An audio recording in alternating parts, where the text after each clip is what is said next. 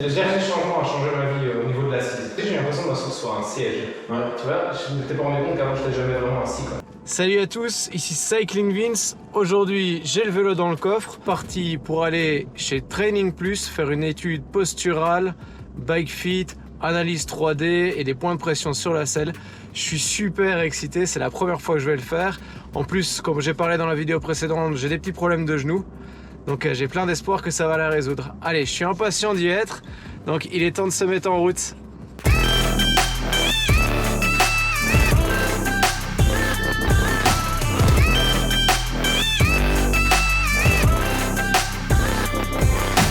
Je rencontre pour la première fois Charles, il va présenter un petit peu le centre et aussi expliquer comment se déroule la séance parce que comme c'est mon premier bike fit, je suis un peu tout fou et je sais pas trop ce qui va m'arriver. Donc bonjour Charles. Voilà, bonjour, enchanté. Donc pour présenter un petit peu le centre, nous on a un centre d'accompagnement sportif, donc le but c'est d'accompagner les gens dans leur démarche sportive. On a articulé le centre autour de différentes activités qui vont permettre, comme je le disais, d'accompagner les gens dans leur démarche sportive. Donc on a un volet nutrition, on a un volet biomécanique, donc tout ce qui est analyse posturale vélo. Tout ce qui est analyse aussi de posture et de foulée en course à pied. On a une psychologue, on a une médecin du sport, on a un kinésithérapeute, un préparateur physique, on est 3 coachs dans le centre. On fait aussi tout ce qui est test à l'effort. Donc là, l'idée, c'est d'évaluer la condition physique des gens et puis les orienter un peu dans leur façon de s'entraîner. Et donc voilà, on est venu vraiment greffer toute une série d'activités autour du sport.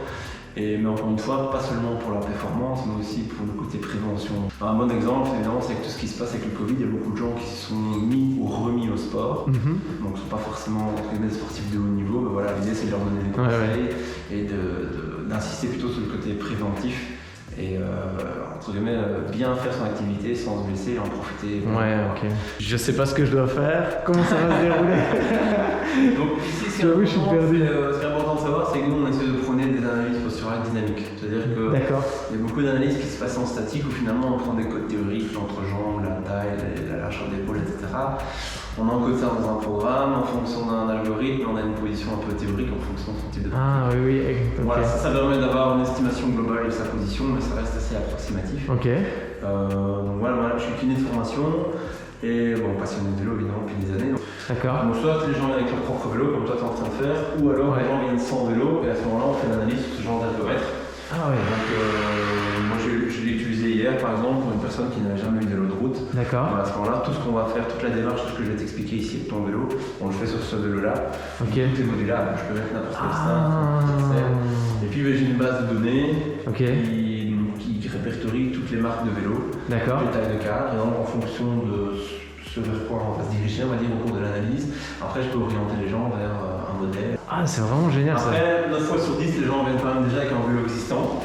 Même si c'est un vélo sur lequel ils sont persuadés qu'il y a des erreurs, mauvaises tailles, etc. Parce que justement, l'idée, c'est de mettre en évidence ce qui va, ce qui ne va pas, et de pouvoir les aiguiller sur un futur achat. Donc, le but premier, évidemment, c'est de régler ta position. C'est après que tu puisses exploiter les données sur une position future, sur un vélo futur, ou ce que tu as ici sur toi, un Specialized, tu puisses le reporter sur un Trek, sur un Canyon, sur un Lapierre, enfin sur n'importe quoi. Donc ça, c'est important. Et donc, le but vraiment, c'est d'essayer de trouver le compromis entre confort, rendement, prévention des blessures, en essayant d'orienter un peu en fonction de ce que les gens souhaitent faire ou préparer. Donc ici, nous, j'ai envie de dire qu'on a une demande qui est de plus en plus variée. C'est-à-dire qu'on a des compétiteurs, moi j'ai des gens qui font du voyage en vélo, j'ai des vélos électriques, j'ai des VTT, des VTT électriques, j'ai des triathlètes, donc on a vraiment une population, une pratique du vélo, on va dire ça comme ça, très variée. Et donc voilà, l'idée c'est d'y répondre. Il n'y a pas une norme pour tout le monde, il y a plutôt des adaptations à faire un peu pour chacun.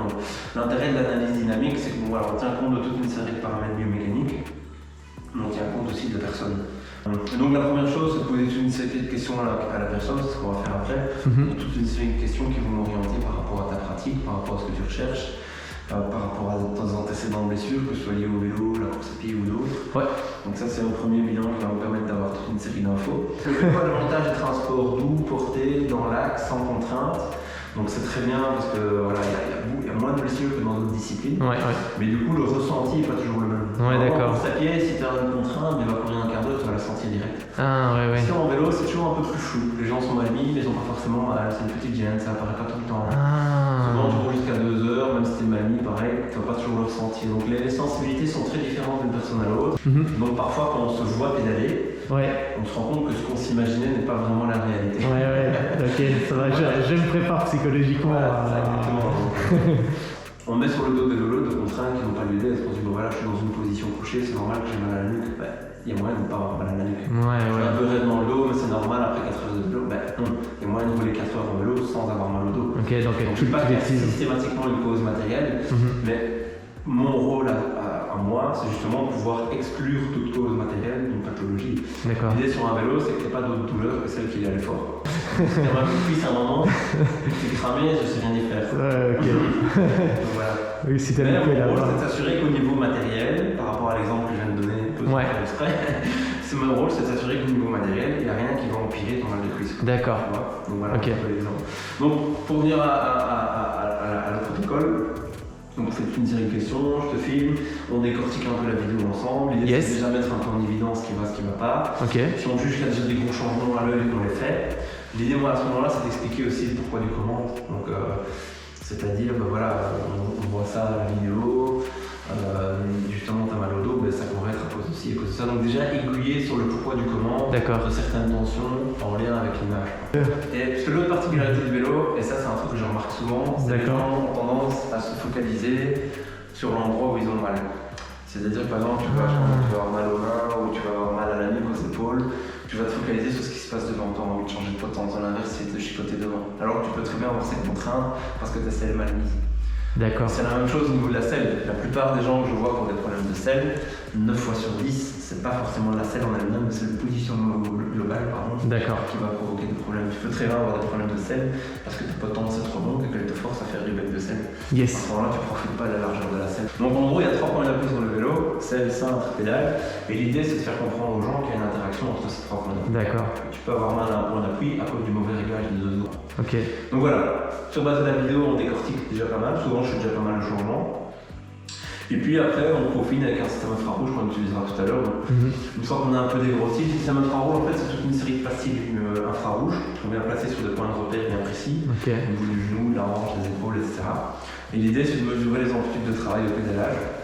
Et donc, si tu veux, on a une base de données chiffrée avec une analyse en 3 dimensions, mouvement de chaque articulation. Donc ça, c'est le côté un peu plus objectif de l'analyse où on définit autour de ça, mais là on met des valeurs chiffrées dessus.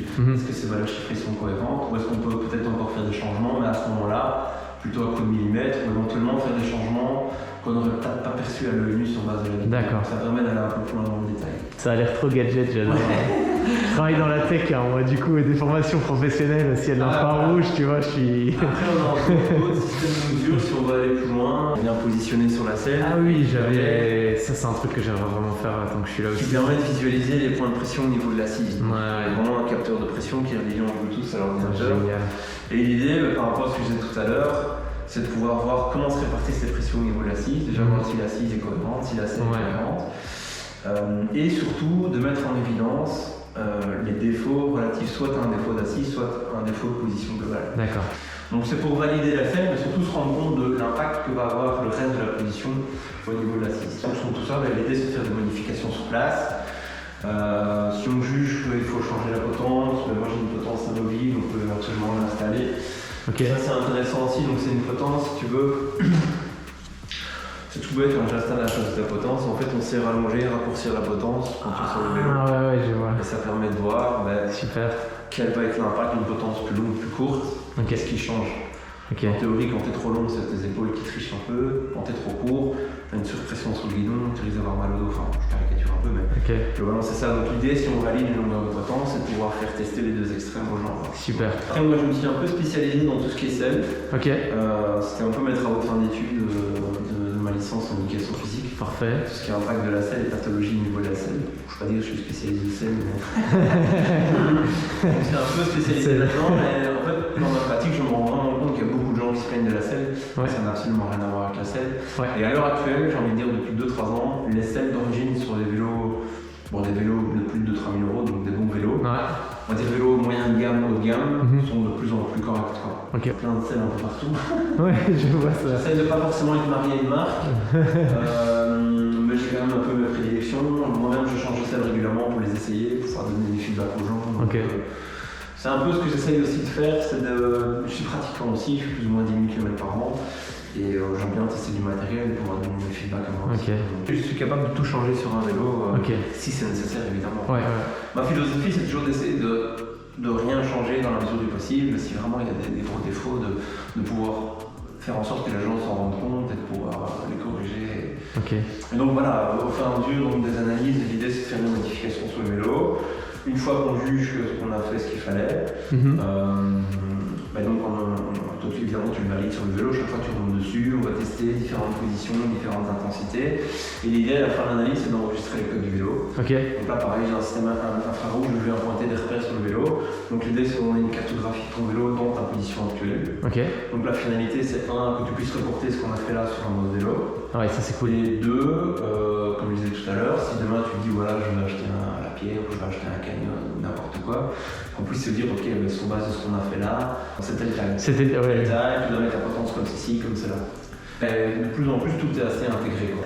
Mais t'as pas vraiment droit à l'erreur parce que ta potence, ton cintre, ton câblage, tes disques, tout passe dans le cintre, c'est le tube. Et donc dans un contexte d'achat de nouveau vélo, t'as intérêt à savoir exactement où il faut couper. Ok, bon. Qu'est-ce qui t'amène du coup? Si on résume la situation. J'ai différents cas de figure. Il y a des gens qui viennent parce qu'ils ont une pathologie précise. J'ai des gens qui viennent dans un rôle préventif. D'accord. J'ai rien, mais je veux m'assurer que tout va aller dans le futur. Ou j'ai rien, mais je veux augmenter les distances. J'ai envie de m'assurer que j'ai pas de soucis qui viennent du matériel. Donc moi je viens de voir parce que voilà, j'ai une douleur dans les deux genoux, donc on m'a diagnostiqué un syndrome fémoro-patellaire. J'ai à peu près mal en permanence, j'arrive à diminuer la douleur quand je vais chez le kiné, donc avec des étirements, des renforcements. Donc mal dans la pratique et en dehors quoi. J'ai mal, en fait je ne sens généralement rien quand je suis sur le vélo, c'est après. Est-ce que tu as un métier aussi où tes genoux sont sous contrainte? Non, pas du tout, je suis développeur, donc je suis assis toute la journée, mais apparemment c'est un des symptômes du syndrome fémoro-patellaire, c'est que quand tu es assis, ça provoque des douleurs parce que ça écrase les cartilages. C'est limite pire d'être assis toute la journée dans un PC que... Donc ce que je fais pour le moment, j'ai un peu honte de l'avouer, mais je me fous tout dans le fond du bureau, j'ai pris un pouf que je mets en dessous et alors j'attends les gens. J'ai expliqué à mes collègues quand même, ils sont compréhensifs parce que sinon ça fait vraiment paresseux, mais du coup je trouve que comme ça j'arrive bien à diminuer la douleur. Les étirements ça marche bien aussi. Donc là on a fait du renforcement musculaire progressivement, on est dans le deuxième cycle, donc je viens de commencer avec des poids, etc. Donc ça se passe assez bien. Et on veut éviter la rechute avec le vélo, voilà. Parce que je m'entraîne entre 7 et 10 heures par semaine en temps normal. Est-ce que du coup il y a eu un lien direct entre la douleur et la pratique du vélo? Moi je pense parce que... c'est intensifié ou... Mais je tiens toujours, je tiens ce volume-là depuis un an. Je m'entraîne rarement en dessous de 3 fois par semaine. Explosé. Voilà, donc ça c'est mon premier problème. Et le deuxième c'est que j'ai vraiment en dessous de la fesse à droite, là où j'appuie avec ma main, on me voit par la caméra, merci. Ça fait toujours... non, j'ai pas vraiment envie de me toucher les fesses devant les gens. Et là j'ai une sorte de petite boule de sang qui se forme après certaines sorties. Ouais, peut-être comme un furoncle. Et alors généralement si je ne vais pas sur le vélo, au bout de 2-3 jours, ça diminue, voire ça s'en va complètement. La première chose que je pose comme question souvent au niveau de la selle, c'est de savoir comment les gens se positionnent dessus. Ouais. Est-ce que tu te sens bien calé dessus par exemple? Est-ce que tu as l'attention? Non, j'ai souvent besoin de me reculer dessus. Je pense que j'ai la tendance à pousser vers l'avant au fur et à mesure de la sortie. Et à devoir me reculer par la suite. Parce que souvent, voilà, quand il y a beaucoup de mouvements sur la selle, c'est que déjà de base il y a un problème. Ouais. Ça peut être la selle comme ça peut être la position globale. Ouais. Après d'expérience, ça c'est une très bonne selle. Ouais. Il faut avoir la largeur du bassin. Première nouvelle. C'est une 143 mais ça on verra dans le bassin. Ok. Moi souvent ce que je regarde c'est l'usure de la selle aussi. Ouais. Une selle elle doit être relativement rigide au niveau de la coque. Donc quand tu t'appuies dessus, elle doit vraiment pas s'écraser, tu vois. Ouais. Elle doit pas être trop souple en fait. Ok. Il y a plein de fausses croyances en vélo. Ça c'est une des premières, c'est-à-dire j'ai mal au cul, je mets une selle molle, mais c'est pas du tout, c'est plutôt l'inverse qu'on fait. Ah oui, ok. C'est une selle relativement dure, quand tu étales ton bassin, il fait un petit mouvement électrique et tu dois avoir des possibilités de mouvement au niveau de la selle. D'accord. Si la charge est vraiment linéaire, qu'il n'y a pas de problème, mais que tout d'un coup il y a une blessure, ça peut être une usure matérielle. Ça arrive par exemple avec les genoux. Les gens qui n'ont jamais de problème, s'entraînent toujours 10-15 heures semaine, puis tout d'un coup ils ont mal aux genoux. Ouais. La première chose que je vérifie, c'est l'usure des cales. Ah, ouais. 9 chances sur 10 que la cale soit usée. Tu as du jeu comme ça, mais tu commences à en avoir un légèrement en comme ça, ouais. Ton genou pour mettre un stage, ok. Ça, j'ai justement pas changé mes cales, je voulais que tu puisses les voir comment elles étaient usées. Souvent, moi j'ai l'habitude de poser des questions aux gens un peu sur les 3 points d'appui. Parce qu'en fonction un peu de leur sensation et de leur feeling, déjà le fait que tu me dis que tu bouges beaucoup, c'est déjà qu'il y a un problème. Tu vas te sentir calé dessus. Après, la deuxième question, souvent, c'est à l'avant. Est-ce que tout est accessible? Très souvent sur le route, la première chose que les gens me disent, moi je vais pas là, ça me bat, ça me fait mal. Alors que normalement, ça doit être accessible. Donc du coup, je te pose la question. Moi j'ai l'impression d'être à l'aise partout, donc je roule tout le temps dans les cocottes. Et les cocottes comme ça. Ouais, et en fait j'aime bien parce que j'ai toujours trouvé que j'avais le bras super tendu. Et le fait d'avoir un tout rien rentré vers l'avant, je trouve que ça déverrouille mon coude. Moi je trouve ça important. Et c'était confortable. Physiologiquement, ton avant-bras est d'office en rotation interne. Donc tu as plus intérêt à avoir une cocotte vers l'intérieur. Exactement. Donc ça très bien mis. La seule chose que je ferais, même si si ça te plaît que je sois en rotation, ça me dérange pas, mais c'est de la remonter un tout petit peu. Bon ça on va... Quand t'as une cocotte qui est trop plate, t'as tendance un peu à casser ton poignet. D'accord. Mais on va regarder. Ça va être un peu en extension au-dessus. Ok, parfait. Pas d'endormissement au niveau des mains? Non, je pense pas. Ça me dit rien, ça me dit pas grand chose. Ça m'est déjà arrivé, mais ça m'arrive pas souvent. Pas récurrent. Au niveau du dos, jamais de contrainte? C'est pas spécialement mal. J'ai mal au dos quand je dors, mais je pense que c'est parce que je dors sur le ventre. D'accord. J'ai toujours un peu mal dans le bas du dos, mais là je m'étire, donc ça améliore bien la situation. Et quand je fais de la planche, ça améliore tout de suite la situation aussi. Non, ce qui peut t'aider, je te rends un peu du contexte de l'eau, mais c'est notamment t'étirer la chaîne postérieure. Si t'as un boulot de bureau où t'es de toute façon toujours en flexion de chaîne postérieure, c'est ça. Tu dois avoir une chaîne postérieure très enraidie. Et ça va jouer sur la bascule de ton bassin, sur les douleurs dorsales. Ok. Donc ça, tu peux de toute façon le faire. De toute façon, je le sens direct quand la douleur revient. Je fais un round d'étirement. Et direct, je sens que la douleur diminue. C'est toi qui vas me dire. C'est un gros contrôle visuel. Quand t'es en bas de bidon, tu regardes devant toi facilement. Ouais, ça va, sauf quand je me penche, alors je laisse la tête dans l'axe et je remonte toutes les X secondes pour regarder. Mais sinon, si je roule normal sur les cocottes en mode discussion, alors je regarde.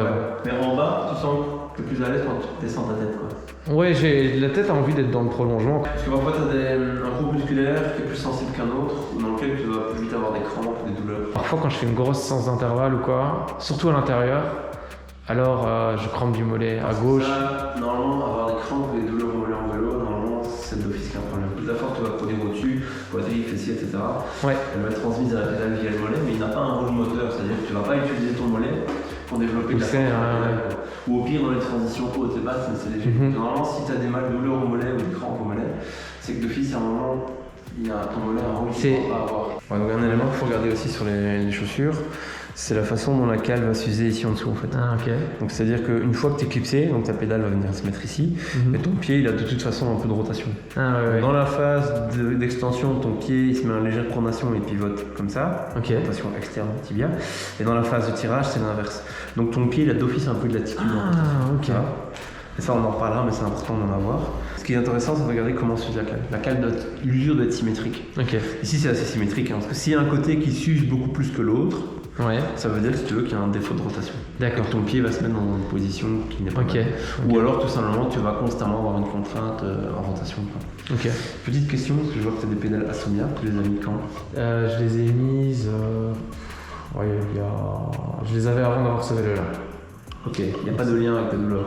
Je les avais sur l'autre et j'avais pas ce genre de problème. Parce que par exemple, il y a un truc que personne ne sait, mais la surface d'appui des Asomia par rapport à l'axe de la pédale, elle est 5 mm plus basse que des Look et Shimano. Et donc le jour où tu mets des Asomia, tu dois baisser ta selle de 5 mm. Donc ce qu'on va faire, l'idée, je ne vais pas te demander de pédaler une intensité particulière, je vais te brancher comme ça. Donc tu mets vraiment une allure confortable, en mouvement, ni trop intense, ni trop fort. Le rouleau il est en mode manuel, donc il va régler la résistance en fonction du banquet que tu vas mettre. Et on va filmer dans toutes les positions. Une fois au cocotte, une fois en bas, une fois en haut. Puis je vais tourner à la plateforme, je vais filmer de dos. Ça va? Parfait. Comme ça on a un peu tous les points de vue. Voilà l'athlète. C'est toujours la question un peu piège que je pose aux gens. La question, moi comme ça, à première vue, donc je regarde la vignette de droite, que je suis fort avancé sur la face LED, effectivement. Après, elle dépasse beaucoup. Les bras, ça va, je trouve que ça va de manière globale, non? Je me trompe ou... C'est une catastrophe. Il y a un autre gros défaut. Il y a un autre gros défaut? Ok. Il y a toujours un peu des gens à l'aise, je me dis, vous en pensez quoi? Parce qu'on n'a pas forcément l'habitude. C'est ça, j'ai aucune notion. Après, voilà, par rapport à tout ce qu'on a échangé, ce qui est intéressant, c'est que par rapport à tout ce qu'on a échangé avant de filmer, il y a des choses assez marquantes. Donc, par exemple, comme on le disait, le fait qu'ici, voilà, on ne profite absolument pas de la largeur de la selle. On a une selle de 143. Donc finalement par rapport à la douleur que tu as, ça pourrait qu'il y ait une surpression au niveau de l'ischion. Ok. Mais ici finalement tes ischions ne sont pas là, ils sont vraiment sur l'avant de la selle. Ok, tu vois. ok. Ouais. En plus souvent quand tu as une selle qui est vidée, comme c'est le cas ici, mais ce qui se passe c'est que c'est un peu double tranchant. Soit tu es bien mis dessus, soit tu as une position un peu bec de selle et tu te retrouves vraiment en appui sur vraiment les deux bouts de la selle. Et ce serait Et là ça ça peut qui créer plus de contraintes que finalement prévu quoi. Voilà, j'ai l'impression que je rebondissais beaucoup sur la selle et donc Charles confirme. Et donc voilà, quelles sont les conséquences de ça? Pour moi, une des causes principales ici, c'est que la selle est trop haute. Et Ok. du coup, qu'est-ce qui se passe? Quand on arrive en fin de phase de poussée ici, pour moi, la jambe est trop étendue. Bon, là, je suis déjà limite presque en train, dans le début de la phase de tirage. Ouais. Pour moi, la jambe est trop étendue. Bon, là, c'est de l'interprétation visuelle. On Ok. chiffrera ça plus précisément après. Ok. Et là, on termine le mouvement un peu sur la pointe de pied. Donc après, déjà, ça explique les douleurs au mollet que tu décrivais tout à l'heure. Comme je t'ai expliqué, normalement, une douleur au mollet, c'est pas du tout normal en vélo. Donc c'est très souvent associé à des défauts de position. D'accord. 9 fois sur 10, les gens qui ont mal au mollet, c'est des gens qui sont trop hauts sur leur selle. Ok. C'est-à-dire qu'une fois que tu arrives au bout de l'amplitude de ta jambe, tu vas tricher en quelque sorte en finissant le mouvement sur la pointe de pied. Ça veut dire que la dernière phase de poussée, tu vas la faire avec ton mollet. Ok. Alors que normalement, ton mollet, il a le rôle de transfert de force, donc il transfère ce que tu produis au-dessus. D'accord. Donc ça, c'est un. Deuxième chose, deuxième effet pervers d'une selle qui est trop haute, c'est que tu auras tendance systématiquement à glisser en bec de selle. La plupart des gens qui sont trop hauts sur leur selle, ils glissent vers l'avant de la selle. Donc, normalement, le premier effet que tu devrais avoir en descendant la selle, c'est d'être assis un peu plus en arrière. Ok. Après, ce que je t'ai expliqué tout à l'heure avant qu'on démarre la vidéo, c'est que ta selle elle était complètement droite. Ouais. Normalement, elle doit être un tout petit peu inclinée vers l'avant. D'accord. 1 à 2 degrés vers l'avant. Ok. Le fait d'avoir une selle inclinée vers l'avant, ça va diminuer les contraintes sur le périnée et ça va te permettre de fixer un peu plus le bassin sur l'arrière de la selle. Ok. Donc ça va améliorer ça. Voilà. Si on fait un arrêt sur image ici, Ouais. tu regardes devant toi. Entre cette vidéo-là où tu es aux cocottes et cette vidéo-là où tu es en bas du guidon, on a la sensation que le bas du dos il bouge pas, mais par contre que tu te plies en deux au niveau du dos. Pour descendre. Donc ce que je voulais dire par là, c'est encore un effet pervers d'une selle trop, tu vas voir qu'il y a beaucoup d'effets pervers d'être trop. À choisir d'ailleurs, petite parenthèse, vaut mieux être limite bas que limite haut. D'accord, ok. Parce que le fait d'être haut va entraîner plein d'effets négatifs. Ok. Dès que tu es trop haut, donc tu as trop d'extension au niveau de ta jambe, en fait tu mets plus de contraintes au niveau de ta chaîne postérieure. Un des premiers effets qu'on aurait ici en descendant la selle, c'est plus de mouvement vers l'avant au niveau du bassin et un dos moins arrondi. Parce qu'ici, typiquement, quand tu te mets en bas du guidon, d'ailleurs tout à l'heure tu disais que tu n'avais pas regardé devant toi, je trouve qu'à l'image ça se voit. C'est que tu te plies en deux au niveau du dos, tu vois. Je pense qu'il y a vraiment moyen de relâcher le bassin. Cool.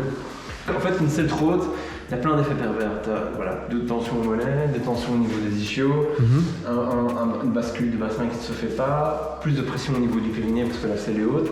Et alors si on met la vidéo de dos, tu vas voir que ça bouge beaucoup. Quand tu pédales, si je prends tes deux hanches, il faut un petit mouvement elliptique. Donc ça veut dire que ton bassin il va d'office bouger un peu dans les trois plans. Et il y a un mouvement vertical qui est plus ou moins entre 4 et 6 cm, ça dépend un peu de la raideur, on va dire 5, allez, grosse louche. Donc voir un bassin qui bouge, c'est pas dérangeant. Ici, ce qui me dérange, c'est qu'on a l'impression, et ça c'est ce qui arrive quand t'es un peu trop haut, c'est que le mouvement de ton bassin, il entraîne tout le reste en fait. Tu vois. C'est-à-dire quand tu arrives en fin de poussée, tu vois vraiment le bas de ton dos, au-delà du bassin, il y a le bas de dos, on voit le Northwave ici, qui bouge très fort, et même tes épaules qui bougent fort. Et ça se voyait déjà de profil. On n'a pas l'impression que tu es sur une allure super cool, tu regardes tes épaules.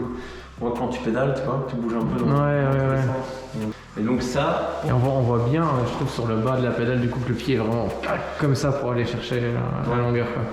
Ta douleur au genou, elle est vraiment située sur la rotule et en dessous. Sur la rotule, j'ai l'impression qu'elle fait un peu le tour, tu vois, parce qu'elle se promène. Parce qu'en fait, il peut y avoir deux types de douleur au genou. C'est-à-dire que souvent, quand tu as une douleur au genou, qu'il y a une selle trop basse, la douleur va plus se situer vraiment sur la rotule et sur la partie haute au niveau musculaire. Quand tu as une douleur au genou qui est plutôt sur la partie, qui est plutôt liée à une position haute, donc un appui sur la pointe de pied, ça est plutôt sur la rotule et la partie basse.